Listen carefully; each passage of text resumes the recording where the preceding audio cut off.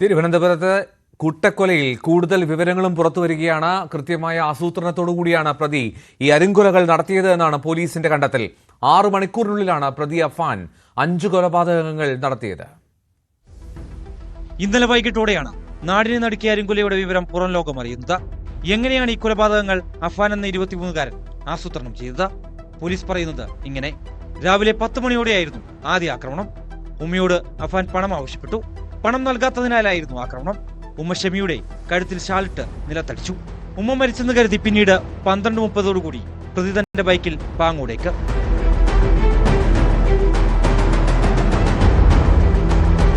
മുത്തശ്ശി സൽമാ ബിവിയുടെ കഴുത്തിൽ കിടന്ന 4 പവന്റെ മാല പ്രതി നേരത്തെ ആവശ്യപ്പെട്ടിരുന്നു. സമയം 1:15. പ്രതി വീട്ടിലെത്തിയപ്പോൾ മാല സൽമാ ബിവിയുടെ കഴുത്തിലില്ല. തുടർന്ന് ബാഗിൽ കരുതിയിരുന്ന ചുറ്റിക കൊണ്ട് തലക്കടിച്ച് കൊലപ്പെടുത്തി. കാതിൽ കിടന്ന കമ്മൽ കൈക്കലാക്കിയ പ്രതി മാല ബാപ്പയുടെ സഹോദരൻ ലത്തീഫിനെ ഏൽപ്പിച്ചു കാണുമെന്ന് കരുതുന്നു. മാത്രമല്ല, സ്വർണവുമായി വെഞ്ഞാറമൂടെത്തിയപ്പോൾ ലത്തീഫ് ഫോണിൽ വിളിച്ചു. ലത്തീഫ് എല്ലാം മനസ്സിലാക്കിയെന്നറിഞ്ഞതോടെ അദ്ദേഹത്തെയും കൊലപ്പെടുത്താൻ തീരുമാനിക്കുന്നു.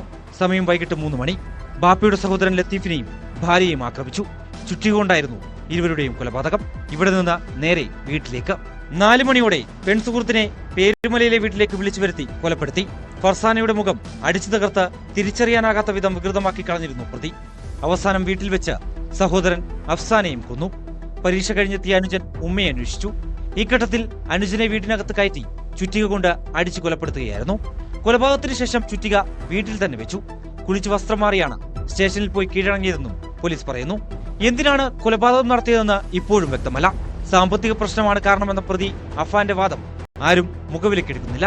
പ്രതിയുടെ ഓൺലൈൻ ബന്ധങ്ങൾ കേന്ദ്രീകരിച്ചും പോലീസ് അന്വേഷണം നടത്തുന്നുണ്ട്. News desk, news 18.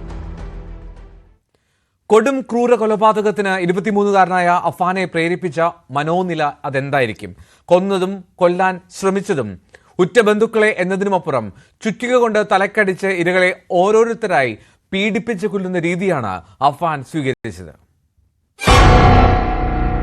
കൊന്നതും കൊല്ലാൻ ശ്രമിച്ചതും ഉമ്മയെയും അനിയനെയും ഉമ്മുമ്മയും പ്രിയ കൂട്ടുകാരി അടക്കം അഫാന് ഏറ്റവും പ്രിയപ്പെട്ടവരെ കൊലയ്ക്ക് കണ്ടെത്തിയ വഴിയാണ് അതിലും ക്രൂരം. ചിറ്റിയിൽ വെച്ച് എന്തോ നല്ല ഇത് വെച്ച് അടിച്ചിട്ടുണ്ട്. കാരണം മുഖത്ത് നല്ലൊരു കുഴിയുണ്ട് എല്ലാവരുടെ. മറ്റേ പയ്യന്റെ കണ്ണ്, ഒരു കണ്ണില്ല, ഒരു കണ്ണ് മാത്രം നല്ല തുറന്നിരിപ്പുണ്ട്, ഒരു കണ്ണ് ഫുൾ അങ്ങ് അകത്തുപോയി. സാമ്പത്തികവും വൈകാരികവുമായ കാരണങ്ങളാൽ ഉറ്റവരെ കൊല്ലുന്ന സംഭവങ്ങളിൽ സാധാരണ ഇത്ര അതിക്രൂരമായ കൊലപാതക രീതി അപൂർവമാണ്. കൂട്ട ആത്മഹത്യയും പ്രിയപ്പെട്ടവരെ കൊലപ്പെടുത്തുകയും ഒക്കെ ചെയ്യുന്ന സാഹചര്യങ്ങളിൽ ഇരയെ അതിക്രൂരമായി പീഡിപ്പിക്കുന്ന കൊലപാതക രീതി സാധാരണമല്ല. എന്നാൽ ഇവിടെ ഇരകളെ പരമാവധി പീഡിപ്പിച്ചു കൊള്ളുന്ന രീതിയാണ് അഫാൻ സ്വീകരിച്ചത്. ഇരകൾ പിടഞ്ഞു മരിക്കുന്നത് കാണുന്നതിൽ ഉന്മാദം കണ്ടെത്തുന്ന മനോനിലയുള്ള കൊടും കുറ്റവാളികളുണ്ട്. സമാന മാനസികാവസ്ഥയിലാണ് അഫാനുമെന്ന് വേണം കരുതാൻ.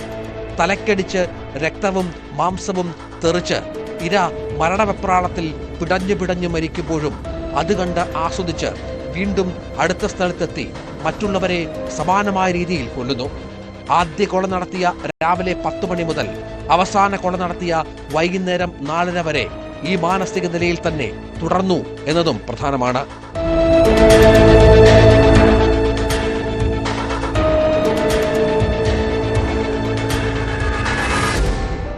ഇത്തരമൊരു മാനസിക നിലയിലേക്ക് അഫാൻ എന്ന ക്രിമിനൽ പശ്ചാത്തലമില്ലാത്ത 23-കാരനെ എത്തിച്ച കാരണങ്ങളാണ് പോലീസ് തേടുന്നത്. പോലീസ് കാണുന്ന സാധ്യതകൾ ഇവയാണ്: 1.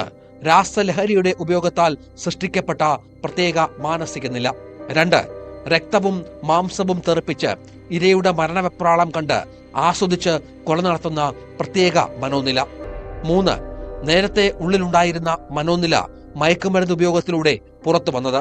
സാമ്പത്തിക വിഷയങ്ങളും പെൺസുഹൃത്തിനെ വീട്ടിൽ കൊണ്ടുവന്നതിനെ എതിർത്തതുമൊക്കെ ഈ മനോനിലയിലേക്ക് സാധൂകരണം കണ്ടെത്താനായി പ്രതി സ്വയം കണ്ടെത്തിയ കാരണങ്ങൾ മാത്രമാകാം. പ്രതിയെ വിശദമായി ചോദ്യം ചെയ്യാനും മാനസിക നില പരിശോധിക്കാനും കഴിഞ്ഞെങ്കിലേ ഇത്തരം ചോദ്യങ്ങൾക്ക് കൃത്യമായ ഉത്തരം കണ്ടെത്താനാകൂ. Crime bureau, news 18.